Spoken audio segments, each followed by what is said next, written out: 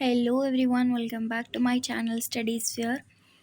Today I'll be explaining about the covalent bonding. This is the part 2 of the chapter chemical bonding. Without wasting a further time, let's move on with the chapter. So, how are covalent bonds formed? As I told you in my previous video, they are formed by sharing the pair of electron.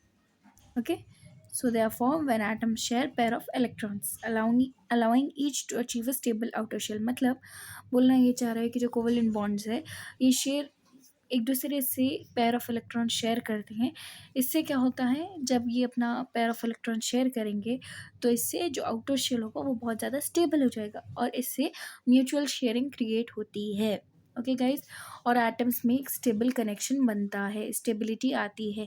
इसलिए हम majorly point क्या है हमारा bonding form करने का कि stability आती है और कंपाउंड्स फॉर्म होते हैं। Next is types of covalent bonds कितने हैं हमारे पास अबाउट 3 to 4 टाइप्स है, सिंगल, डबल एंड ट्रिपल। जो कोवलेंट बॉन्ड्स हमने अभी कहा कि ये फॉर्म होते हैं बाय शेयरिंग ऑफ इलेक्ट्रॉन्स। जो सिंगल बॉन्ड्स है वो एक पेयर शेयर करके होते हैं, जो डबल बॉन्ड्स 2 पेयर शेयर करके होते हैं, and triple bonds 3 pairs of electron share करके होते हैं। इससे क्या होता है, हमारी स्ट्रेंथ एंड स्टेबिलिटी जो बॉन्ड की होती है वो इंक्रीज होती है।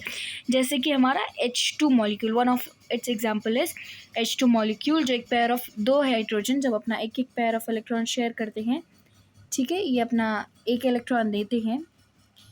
H जब अपना एक इलेक्ट्रॉन एक हाइड्रोजन को देता है और वही हाइड्रोजन इन रिटर्न जब अपना एक इलेक्ट्रॉन दूसरे हाइड्रोजन को देता है, तो ये दोनों मिलके H2 बॉन्ड बनाते हैं। आपको समझ में आई बात? Am I audible? Okay guys, next moving on to the next slide is characteristics of covalent bonds. Characteristics of covalent bonds में 3 टाइप्स ऑफ हमारे पास कैरेक्टर्स होते हैं। चलिए लेट्स बिगिन विद इट।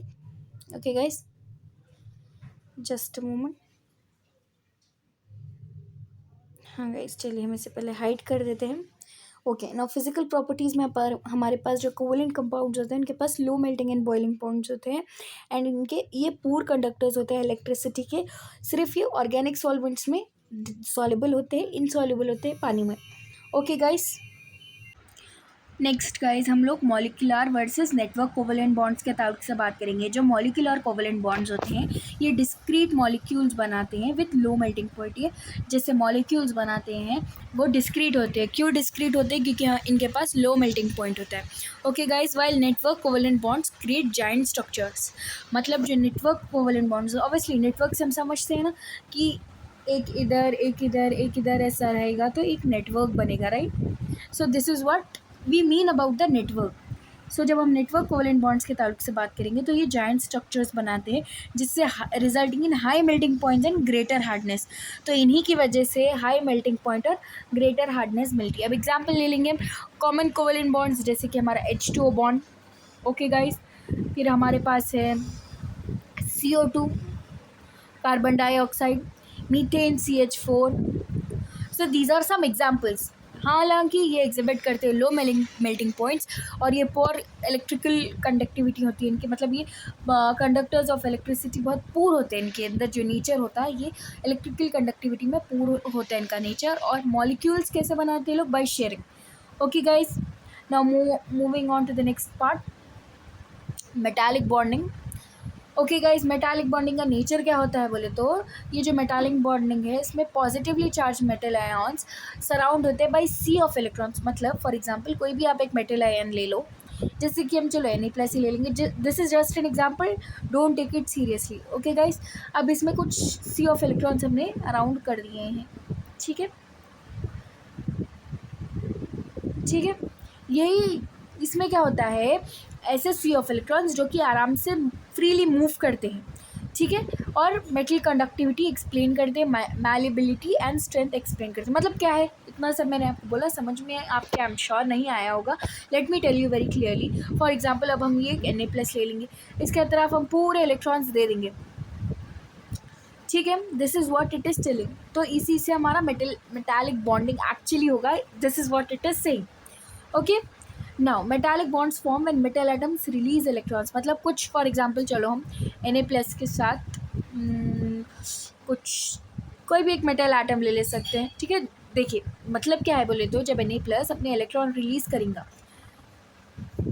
ये थोड़ा सा एक डिफिकल्ट टॉपिक है guys, listen to it 1 to 2 times so you will understand it. जब Na+ यानी कि कोई भी एक मेटल एटम जब अपने इलेक्ट्रॉन्स को रिलीज करता है, राइट, तो इससे क्या होता है, ऐसे सी बनता है, ऐसा जो भी मैंने आपको बताया ना, सी ऑफ इलेक्ट्रॉन्स बनता है, ठीक है, जो पॉजिटिवली चार्ज्ड आयन्स को एक साथ पकड़े हुए रखता है। ओके इससे क्या होता है, स्ट्रॉन्ग और फ्लेक्सिबल कंडक्टिविटी मेटल्स है। मतलब क्या है इस बात का, थोड़ा सा और अच्छे से एक्सप्लेन करिए, चलिए वैसे ही समझते हैं। जैसे कि यहाँ एग्जांपल है कॉपर, आयरन एंड एल्यूमिनियम, ये भी एक तरीके से हमारे मेटल एटम्स है। चलिए हम Cu+ ही ले लेंगे। अब Cu+ है, अब ये तो खाली तो नहीं बैठेगा, ये अपने कुछ इलेक्ट्रॉन्स रिलीज़ करेगा, ठीक है। अब ये जो इलेक्ट्रॉन्स रिलीज़ कर रहा है, इससे ना जो पॉजिटिवली चार्ज आयन्स है इसको अपनी तरफ खींचे रख रहा है ना, ये पॉजिटिव आयन सिर्फ इसके ही हो जाएंगे ना। This is what metallic bond is. जब कोई भी मेटल एटम इलेक्ट्रॉन्स रिलीज करके अपने आप की जो पॉजिटिविटी है उसे होल्ड करके रखे, that is only metallic bonding. Okay guys, I hope अब आपको समझ में आया होगा वेरी क्लियरली, बिकॉज जो डेफिनेशंस होते हैं they are very different to explain. Okay ये PDF के डेफिनेशंस बहुत आपको मैंने कोशिश की इजीली एक्सप्लेन करने की, इसलिए मैं एक PDF बना के आपको एक्सप्लेन करी हूँ गाइज। आई होप आपको यहाँ तक समझ में आया होगा। Nextly moving on, properties of metal. Metal की property, metal due to metallic bond की क्या प्रॉपर्टीज़ होते हैं जब मेटल्स हमारे मेटालिक बॉन्ड डेफिनेटली क्रिएट करते हैं। What are the properties they exhibit. जो प्रॉपर्टीज़ ये लोग एग्जिबिट करते हैं, मेटल्स कंडक्ट इलेक्ट्रिसिटी इफेक्टिवली। क्यों इफेक्टिवली करते हैं, क्यों कोवेलेंट बॉन्ड्स नहीं करते, क्योंकि कोवेलेंट बॉन्ड्स एक दूसरे के साथ शेयर करते हैं। जैसे कि मैंने आपको कहा, फॉर एग्जांपल हमें H के बारे में ले लेते हैं, ये एक इलेक्ट्रॉन इसने दिया, ये हाइड्रोजन ने जो एक अपना इलेक्ट्रॉन दिया वो दूसरा हाइड्रोजन ने ले लिया, ये दूसरा हाइड्रोजन जो अपना एक इलेक्ट्रॉन दिया वो इसने ले लिया। This is what covalent bonding is, ठीक है। While metallic bonding is nothing but, इसमें हमारे पास मैंने अभी आपको बताया कि मेटालिक बॉन्डिंग में क्या होता है। मेटालिक बॉन्डिंग में जो इलेक्ट्रॉन्स रहते हैं ये इफेक्टिवली फिरते हैं। कोई भी एक मेटल ले लो, जैसे कि मैं Na+ ले रही हूँ, आप Cu+ ले लो, Fe ले लो, there are so many metals. तो इनके अतराफ जब इलेक्ट्रॉन्स फिरेंगे, definitely they are in their own attractive stage ना, ये लोग आराम से अट्रैक्ट करेंगे, और ये जो इसकी पॉजिटिविटी है ये इसके पास ही रहेगी ना। This is what it is trying to tell कि भाई इलेक्ट्रिसिटी ये लोग अच्छे से ले सकते, जो इनमें इलेक्ट्रिक करंट है ये अलाउ अच्छे से करते हैं कि भाई ये आराम से चले, स्मूथली फ्लो करे। नेक्स्ट इज माइबिलिटी एंड डक्टिबिलिटी, ये अराइज होती है बिकॉज जो मेटल आयन्स है वो एक दूसरे के ऊपर स्लाइड करते हैं बगैर मेटालिक बॉन्ड को तोड़े हुए। जो आयन्स होते हैं, अब जैसे कि ये Na+ का आयन है, इसमें इलेक्ट्रॉन्स है, अब इसमें अगर इलेक्ट्रॉन्स कुछ प्रॉब्लम क्रिएट करे या फिर खुद ही जो है ना आपके आयन्स एक प्रॉब्लम क्रिएट करे, तो कुछ तो बॉन्ड टूटेगा ना, जब आयन्स ही क्रिएट नहीं कर रहे हैं प्रॉब्लम, क्योंकि हमारे जो इलेक्ट्रॉन्स है ये Na+ अपना इलेक्ट्रॉन्स रिलीज कर रहा है। पॉजिटिवली आयन्स क्या करेंगे, बस इसके अपने चंगुल में रहेंगे, Na के चंगुल में प्लस आयन्स रहेंगे, ये कोई प्रॉब्लमैटिक यानी जो प्रॉब्लम है वो क्रिएट नहीं करेंगे। आई होप आपको थोड़ा सा मैं जैसा बात करी हूँ उससे आपको कुछ समझ में आ रहा है। I don't know about it. अगर कुछ भी डाउट है, आपको कुछ भी कॉन्सेप्ट नहीं समझ में आया, प्लीज़ कमेंट मी, ताकि मैं आपको वो कॉन्सेप्ट फिर से समझा सकूँ। Okay now lustre and strength, जो मेटल्स है ये लस्टर एग्जिबिट करते हैं। क्यों, क्योंकि जो फ्री इलेक्ट्रॉन्स है ये लाइट को रिफ्लेक्ट करते हैं, जो इलेक्ट्रॉन्स है ये लाइट को रिफ्लेक्ट करते हैं, ठीक है, रिफ्लेक्शन होता है, इसी की वजह से जो मेटल्स है इसमें लस्टर होता है, ठीक है। जो स्ट्रॉन्ग मेटालिक बॉन्ड्स हैं ये high strength and durability provide करते हैं। इससे क्या होता है, जो मेटल्स है ये आइडियली कंस्ट्रक्शन एंड मैन्युफैक्चरिंग के लिए मदद करते हैं, क्योंकि metallic bonds I am telling you ना, they are very durable. Moving on to the next slide, तो hydrogen bonding and intermolecular forces guys मैं आपको अपने नेक्स्ट वीडियो में एक्सप्लेन करूंगी। थोड़ा सा ही टॉपिक बचा हुआ है इंटरमोलिकुलर फोर्सेस के बाद, एक और एक लुईस स्ट्रक्चर वाला टॉपिक है। आई होप ये चैप्टर आई थिंक आपको समझ में आया होगा।